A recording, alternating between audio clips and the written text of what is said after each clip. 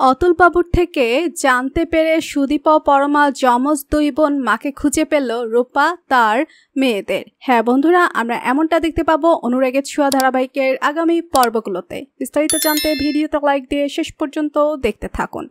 সত্যি জানার পরেই মা বাবাকে খোঁজার জন্য ব্যাকুল হয়ে ওঠে পরমা ও সুদীপা। তাই তারা সিদ্ধান্ত নেয় এবার যেভাবেই হোক নিজের আসল বাবা মাকে খুঁজে বের করবেই। তাই নিজের মতো করে বাবা মাকে খোঁজার জন্য বেরিয়েছে এবং খুঁজতে খুঁজতে দুজন সেনগুপ্ত বাড়িতে এসে উপস্থিত।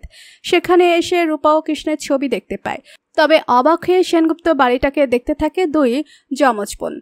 তাদের কেন জানি মনে হয় এই বাড়িটা তাদের মনে টানছে। এই বাড়িটির সাথে তাদের অনেক পুরনো সম্পর্ক রয়েছে। ঠিক সেই মুহূর্তেই রূপা পরমার সামনে আসে। ওদেরকে জিজ্ঞেস করতে যাবে তোমরা কারা এই বাড়িতে কাকে খুঁজতে এসেছো। ঠিক সেই মুহূর্তেই দেখতে পাই সুদীপাকে। সুদীপাকে লক্ষ্য করেই রূপা কান্নায় ভেঙে পড়ে এবং জড়িয়ে ধরে আর বলে যে তুই একদম তোর দিদার মতো হয়েছিস।